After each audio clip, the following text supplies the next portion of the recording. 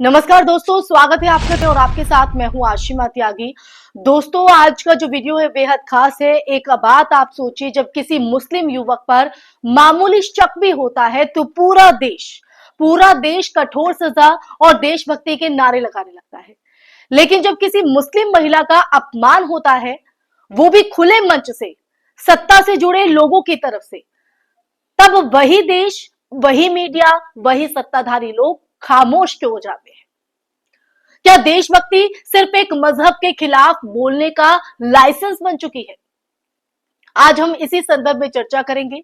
ये सवाल बेहद गंभीर है और इसलिए इन पर चर्चा करना जरूरी हो जाता है। और ये चर्चा इसलिए महत्वपूर्ण है क्योंकि मध्य प्रदेश के इंदौर की मैं बात करूं तो इंदौर में हाल ही में एक बेहद शर्मनाक घटना सामने आई है।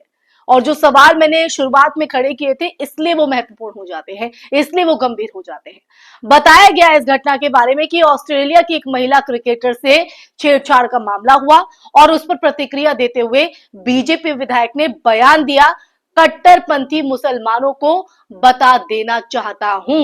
लेकिन ये साफ समझ लेना चाहिए, मैं कट्टरपंथी मुसलमानों को भी ये बता देना चाहता हूं कि आखिर देश की छवि बिगाड़ने में लगे क्यों हो। जो इंदौर दुनिया में सफाई के लिए जाना जाता है, जो जब कोरोना आता है तब भी तुम बदतमीजी करते हो, डॉक्टरों पर थूकने लगते हो, कंप्यूटरों पर थूकने लगते हो, कोरोना के वैक्सीन नहीं लगाते। आखिर चाहते क्या हो? अरे हिंदुस्तान में रहना है तो बाबा साहब अंबेडकर का संविधान पढ़ो और उसके अनुसार चलो।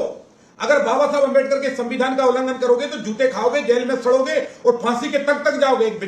यानी घटना पर कानून या जिम्मेदारी की बात करने के बजाय बीजेपी विधायक की तरफ से इस बात का जिक्र किया गया। उन्होंने पूरे मजहब को कटघरे में लाकर खड़ा कर दिया।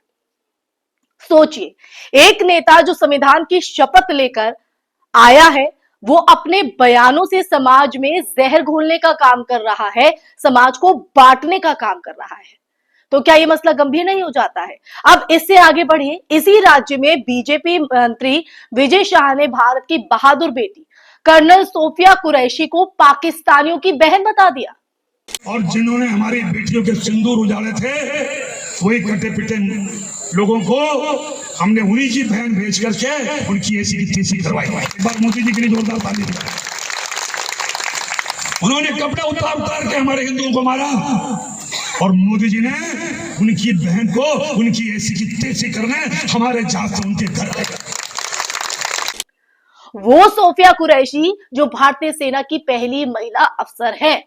दोस्तों, वो सोफिया कुरैशी जो भारतीय सेना की पहली महिला अफसर है, जिन्होंने संयुक्त राष्ट्र के शांति मिशन में भारत का नाम रोशन किया।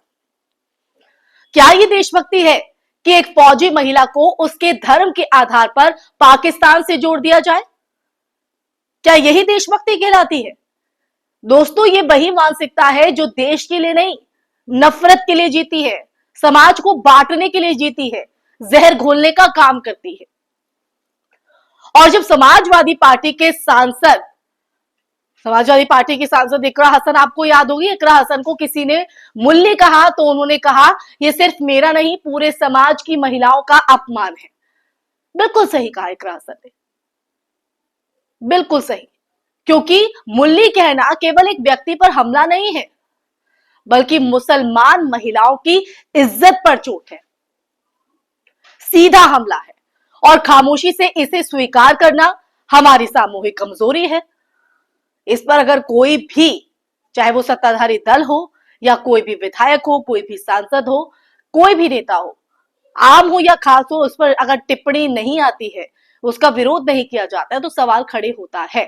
अब दोहरे मानक की बात, सवाल यहां पर उठता है कि अगर किसी मुस्लिम युवक पर कोई आरोप लगता है तो पूरा देश जल उठता है। कठोर सजा दो, देशद्रोही है, फांसी दो जैसे शब्द मीडिया हेडलाइंस बन जाते हैं। लेकिन जब कोई मंत्री या विधायक मुसलमान महिलाओं का अपमान करता है, तो वही मीडिया हल्की सी विवादित बयान की लाइन में खबर दबा देता है या चुप्पी साध लेता है। कई ऐसे मामले भी हैं। क्या यही है न्यू इंडिया, जहां सैनिक की देशभक्ति भी उसके धर्म में जो है मापी जाती है, जहां संसद की महिला सदस्य की इज्जत पर भी उसके मजहब पर निर्भर करती है? दोस्तों आज की सच्चाई यह है कि सत्ता ने धर्म आधारित नफरत को इतना सामान्य बना दिया है, इतना नॉर्मलाइज कर दिया है कि लोग अब इसे खबर नहीं मनोरंजन समझने लगे हैं। बीजेपी नेता के हर बयान में कट्टरपंथी मुसलमान शब्द जोड़ना अब एक राजनीतिक ब्रांड बन चुका है, ताकि हर मुद्दे की दिशा असली सवालों से हटकर धर्म पर केंद्रित हो जाए। तो दोस्तों यही कारण है कि अपराध की जगह अब पहचान पर बहस होती है, न्याय की जगह नफरत बिकती है। और यही विडंबना है, यही इस आज के टॉपिक की, आज की चर्चा की गंभीरता है। दोस्तों अगर डिफरेंस हम देखें तो जब कोई मुसलमान दोषी होता है, अगर इस मामले में कोई मुसलमान सच में दोषी हो जाता तो सजा दीजिए, सख्त से सख्त दीजिए, किसी को भी जो है वो बचाना नहीं चाहिए।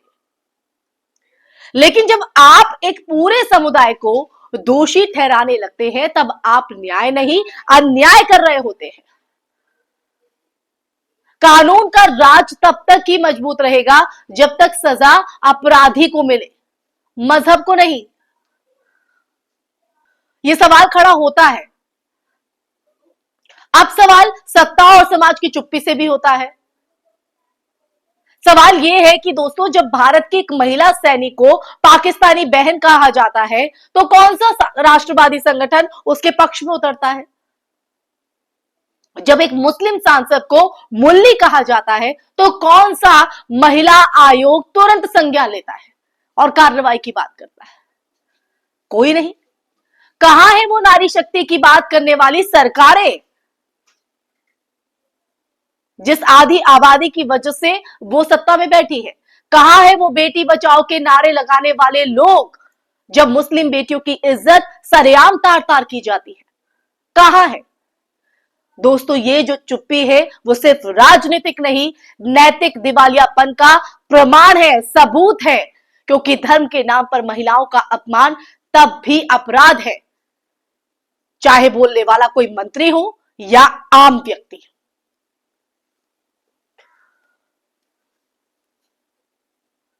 क्योंकि ये जो हम फिलहाल देश में परिस्थितियां देख रहे हैं, जो हालात हम देख रहे हैं, वो सवाल तो जरूर खड़ा करते हैं।